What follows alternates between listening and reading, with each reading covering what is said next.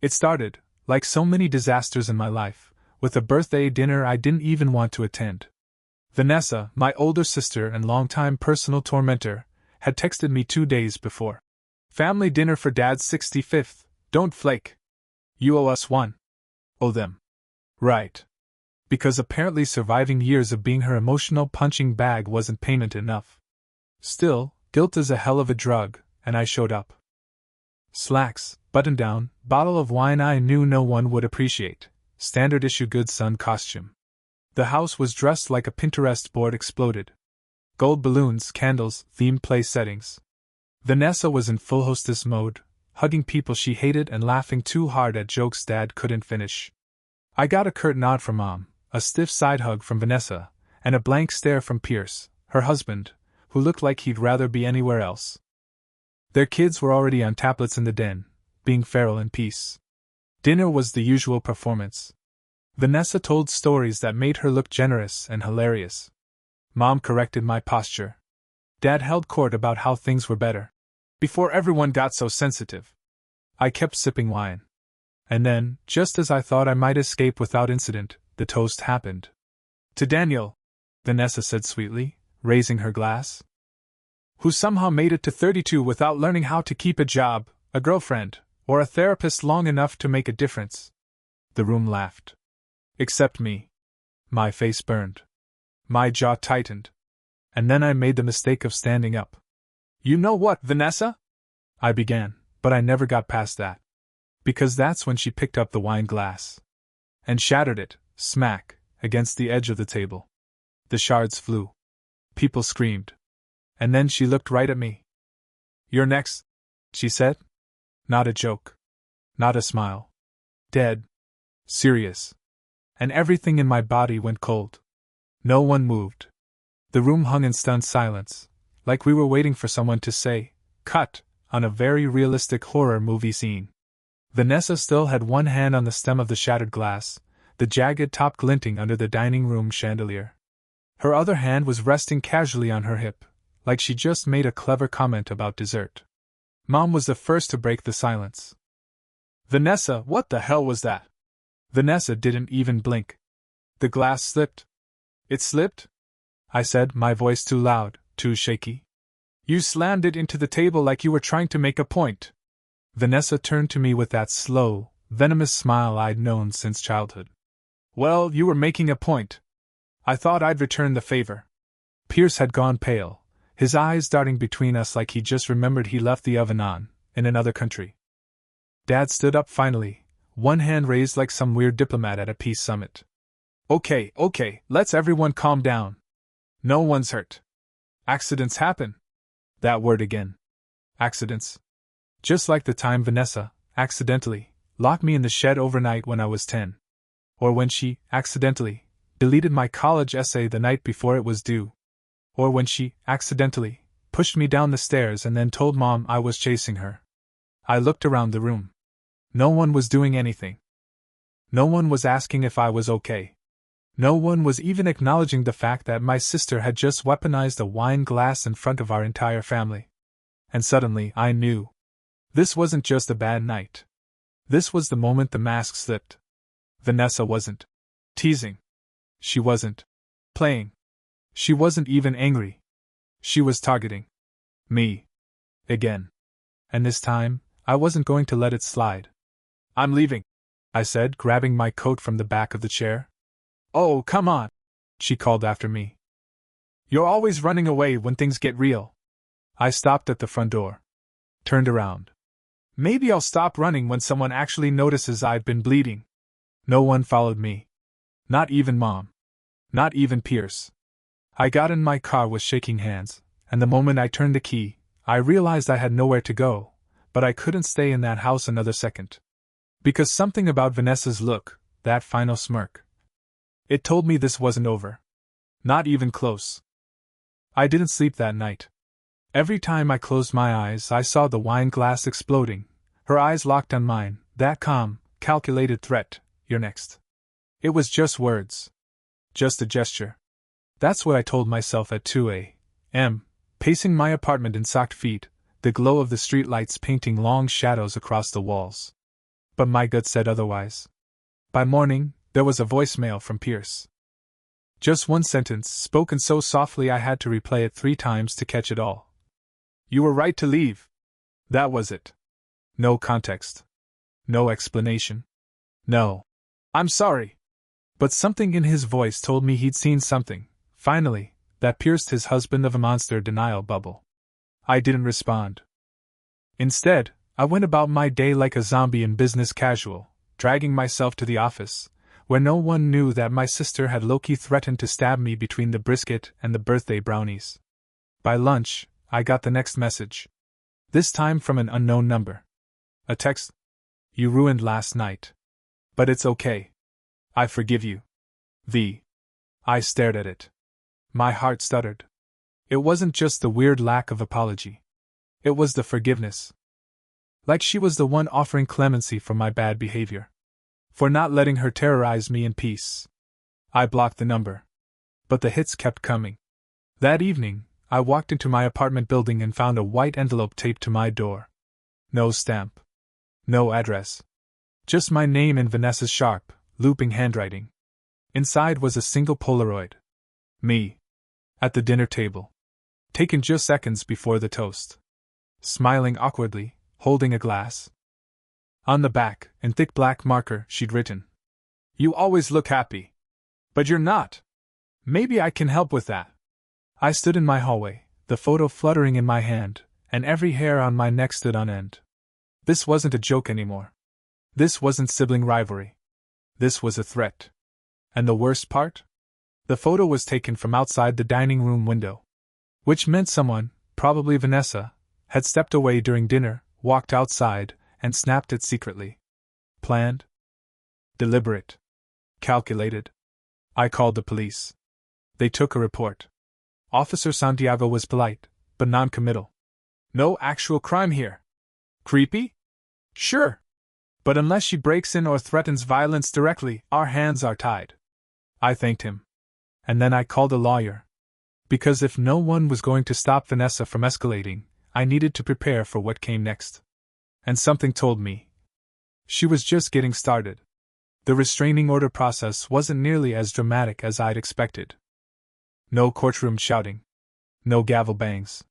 Just paperwork, quiet hallways, and a clerk who didn't flinch when I explained that my sister was leaving disturbing messages and creeping around my apartment with a camera. Apparently, this wasn't even close to the weirdest sibling dispute they'd handled. My lawyer, Carla, was razor-sharp and completely unfazed. "Do not talk to her," she said as we left the clerk's office. "Not even to tell her to stop. No texts. No calls. If she shows up, you call me, then the police. You're building a case now." It felt surreal. I was building a case against my own sister. For what? Harassment? Stalking? Whatever it was, it had crossed the line from family drama into something way more sinister. That night, I triple-checked the locks.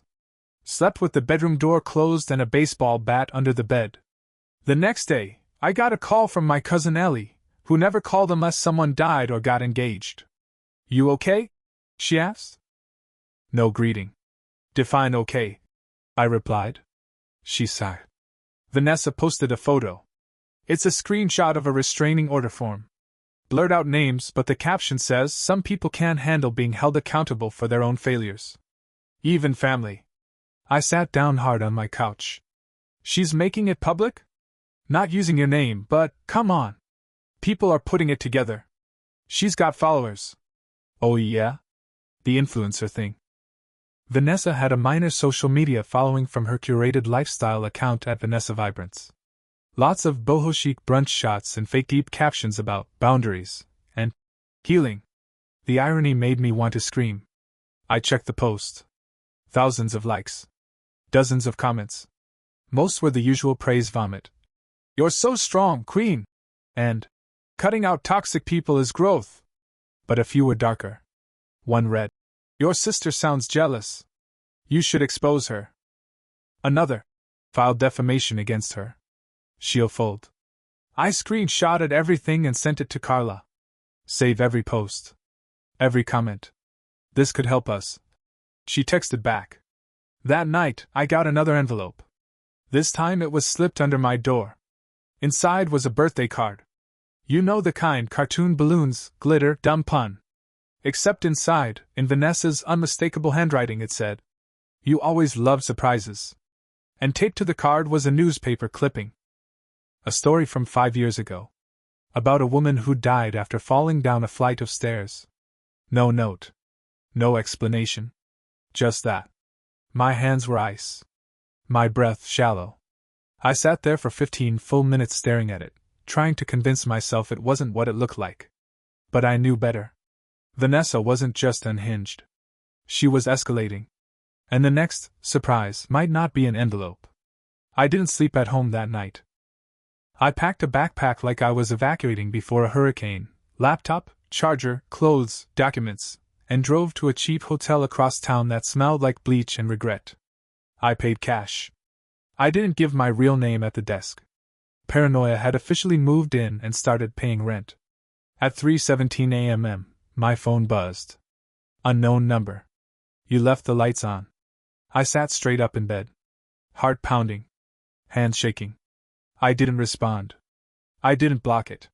Carla's voice echoed in my head, "Don't engage. Preserve evidence." Another text came through 30 seconds later. "Relax. I just worry about you." I called 911. This time, they took it seriously. 2 officers met me in the hotel parking lot, took my statement, and sent a patrol car past my apartment. When they called back, the officer's tone had changed. "There's someone been sitting in a car across the street from your building," he said. "Female. Vehicle registered to your sister." That was the moment something inside me snapped clean in half. Not fear, clarity. Vanessa wasn't trying to scare me anymore. She was trying to own me. The restraining order hearing got expedited. Pierce showed up unexpectedly, eyes sunken, hands shaking. He didn't look at Vanessa. He didn't look at me either. He just handed the judge a USB drive. "I can't do this anymore," he said quietly. "This is everything. Messages. Videos. Recordings. Vanessa laughing about. Breaking me. Talking about how easy it was to push my buttons. How no one ever believed me. How she could end this anytime she wanted." The courtroom was silent. Vanessa finally looked rattled. The judge didn't hesitate. Temporary restraining order. Immediate. No contact. No proximity. Violations meant arrest. As we were leaving, Vanessa finally spoke. "This isn't over," she hissed. "You need me more than you think." I stopped. Turned. Looked her dead in the eye. "No," I said. "You needed me quiet. And I'm done being quiet." Behind me, Pierce whispered something that still rings in my ears. "She's been like this longer than you know." And suddenly I understood. This wasn't just about me. I was just the first one who stopped playing along. The restraining order held, for about 2 weeks. Then the incident with the mail happened. I came home from work to find my mailbox door hanging open, keys still jammed in the lock. Inside was a padded envelope. No return address. Just my name written in black Sharpie again. Inside? A necklace. Gold. Cheap. Tarnished. But instantly familiar. It had belonged to our grandmother. Vanessa had inherited it after our grandmother's funeral, which was a polite way of saying she threw a tantrum until Mom handed it over. It hadn't been seen since 2013. Until now. Taped to the inside of the envelope was a note on lined notebook paper. 5 words. "She always loved me more." I stared at it for a full minute, my blood rushing like TV static in my ears. The words weren't even threatening, not directly. But the implication was clear. Vanessa wasn't done. She was digging up old bones. Turning family history into ammunition. Using sentiment like a blade. I called Carla immediately. She was quiet for a moment after I read the note. Then, "She's playing a longer game than I thought." We filed for a permanent restraining order the next morning. Meanwhile, Pierce started sleeping on his friend's couch. He and I had coffee, awkwardly, in public, like 2 war veterans sharing intel. "She used to talk about hurting you," he admitted, stirring his tea for far too long. "But always as a joke. Always with a laugh. I thought it was just her sense of humor. He looked up. I didn't know how far it had gone. I believed him. I hated that I did, but I did. Why didn't you stop her? I asked. He looked ashamed. Because I thought it wasn't my place. Because your family acted like it was normal. Because I was scared. That last part, I was scared, was what hit me. Pierce had lived with her. Slept next to her. Watched her raise their kids. And he was scared. Suddenly, everything she'd done to me felt even heavier. More real. More dangerous. This wasn't just about old sibling rivalry or childhood wounds. This was about a grown woman whose entire sense of identity required me to stay beneath her. And now that I wasn't? She was unraveling. That night, I found a sticky note tucked under my windshield wiper. You look tired today. Get some rest. Smiley face. No name. No signature. Just a smiley face that felt like a knife. I didn't cry. I didn't scream. I just walked inside, sat on the floor, and started writing everything down. Every note. Every message. Every story. Because if Vanessa wanted to play games, I was finally going to write the rulebook. The restraining order went permanent in mid-April. Vanessa didn't show up to the hearing. Her lawyer submitted some half-baked excuse about schedule conflicts and requested a postponement. The judge denied it immediately. Maybe he'd read the police reports. Maybe he just had siblings too. Either way, the order went through. 0 contact. No messages. No gifts. No notes. Not even through third parties. The court didn't just draw a line, it put up a 12-foot electrified fence around it. And for a little while, it was quiet. I started sleeping again. I walked to work without checking over my shoulder. I stopped flinching every time my phone buzzed. I even went on a date. His name was Jonah. He was a dentist. Very into plants and true crime podcasts. I wasn't sure if we had chemistry, but I didn't feel like running away mid-dinner, which was progress. Then, just as I was beginning to believe she might actually stay gone, I got an email. From a burner account. The address was nonsense, True Sister 56 at email. Biz. The subject line was just one word. Remember. The body of the email was a single image. A photo of me, age 12, at summer camp. Sitting on the edge of the dock. My nose was red from crying. Behind me, barely in the frame, was Vanessa. Smiling. Holding a stick. The photo was taken the day she'd hit me in the back with that stick, hard enough to leave a welt, because I got chosen for Camper of the Week and she didn't. She said it was a joke then, too. I remember our counselor telling me to toughen up. I remember Mom picking her up from camp 2 days later and taking her for ice cream. I remember sitting in the nurse's office, alone, wondering why no one ever believed me. The email had no text. No explanation. But it didn't need one. She was reminding me she still had access. To my past. To my memories. To the things no one else saw. Carla contacted the Cybercrimes Division. The email traced to an IP somewhere in state but masked through multiple proxies. Not enough for an arrest. Just enough to remind me that Vanessa could still slither through cracks. But here's the thing. It didn't break me this time. It infuriated me. Because suddenly I saw the full picture. Vanessa wasn't just trying to scare me. She was trying to pull me back into the cycle. Anger. Silence. Guilt. Apology. Repeat. But that was her rhythm. Her script. And I was done reading from it. So I did the last thing she'd ever expect. I sent my camp counselor a Facebook message. I asked if she remembered that summer. That dock. That day. She replied with a long, guilty paragraph. She apologized. And she offered to write a statement. I thought it was harmless teasing back then. She wrote. But now I know better. I'm so sorry I didn't protect you. I saved the message in a folder on my computer labeled Truth. And then, I opened a blank document. At the top I typed 5 words. My sister tried to kill me. Not literally. But piece by piece, year after year, she chipped away at who I was. Until I forgot who that even was. It was time I remembered. And this time, the story would be mine to tell. I didn't write the story all at once. It came in fragments, Scenes, memories, moments I'd shoved into dusty corners of my brain because admitting them meant accepting that the people who were supposed to love me the most had looked the other way. Or worse, helped her sharpen the knives. But once I started writing, I couldn't stop. I wrote about the time Vanessa locked me in the attic because I wouldn't give her the TV remote. I wrote about how I cried so hard I threw up, and when our parents found out, Mom blamed me for making a scene, and Vanessa said I was probably just sick already. I wrote about the broken collarbone from falling off the swings. About the time she stole my inhaler in 10th grade gym class because I looked too smug.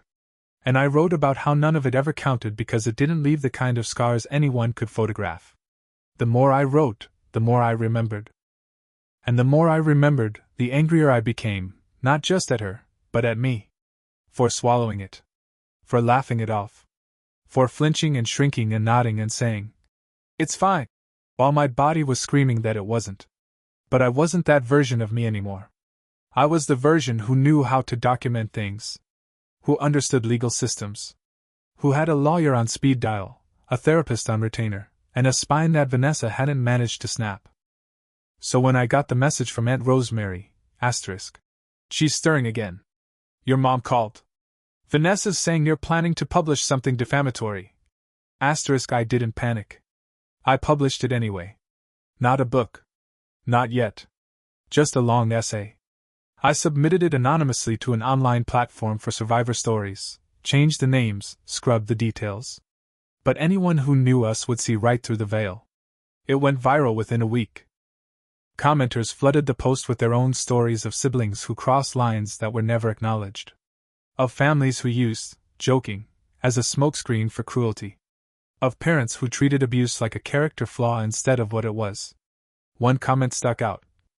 "I didn't know anyone else had a sibling like mine. I thought it was just me." Thank you? That one made me cry. The story gained traction. I got interview requests. An agent reached out. And suddenly, the thing I'd been running from was the thing dragging me forward, a past-turned weapon into a tool. Vanessa must have seen it. Because 2 weeks later, I received a certified letter. It was from her new lawyer. Cease and desist. Defamation. Intentional infliction of emotional distress. Carla handled it like she was swatting a fly. "They don't have a leg to stand on," she said. "She knows it. This is just noise." But it still rattled me. Not because I thought I'd done something wrong. Because I knew what Vanessa was like when she felt cornered. The next day, my apartment was broken into. Nothing was stolen. Nothing was damaged. Except one thing. A single framed photo, me as a kid, sitting on Grandpa Joe's knee, was turned face down on my dresser. That was it. That was her message. She could still reach me. Still rattle me. Still flip things upside down. But this time, I didn't shake. I didn't move into a hotel or call a friend in tears. I took a picture of the room. Called the cops. Called Carla. Then called my building manager and had security cameras installed outside my door by sundown. Vanessa was arrested 2 days later. They found evidence linking her car to the break-in. Her fingerprints on the window. Her GPS ping near my apartment at the exact time of entry. She was charged with violating the restraining order. Again. This time, there was no smirking in court. No snide remarks. Just a tired woman in a beige blazer sitting beside a public defender and looking about 20 years older than she had the last time I saw her. Her gaze never met mine. She pled no contest. The judge gave her 6 months in county jail, suspended, pending compliance with court-mandated inpatient therapy. I didn't celebrate. I didn't feel victorious. I just felt done. I left the courtroom that day and walked straight to the lake. Sat on a bench. Watched the ducks. Let the quiet settle in my chest like sunlight through leaves. I wasn't who I used to be anymore. I was no longer the brother who bit his tongue. The scapegoat. The easy target. I was the man who survived a lifetime of microaggressions turned major traumas. The man who finally told the truth. The man who walked away from the people who couldn't, or wouldn't, love him without pain attached. Vanessa faded from public view after that. Her influencer account went dark. Pierce finalized the divorce. He got custody of the kids. Occasionally, I get pictures: Madison at a science fair, Tyler at a school play. I don't reply, but I keep the photos. Because those kids deserve to know that one day, when they're old enough to understand, someone saw what was happening and said, no more. I published the book the following spring. It wasn't a bestseller. But it was honest. And more importantly, it was mine. The final chapter ended with a line I never thought I'd be brave enough to write. Sometimes, surviving a family means choosing not to belong to it anymore. I still have that framed photo from my dresser. It sits up right now, beside my desk. Grandpa Joe's hand on my shoulder. Me, wide-eyed and awkward but grinning. And for the first time in a long time, I can look at that kid and think, you made it. They tried to break you. But you made it. And you're never going back.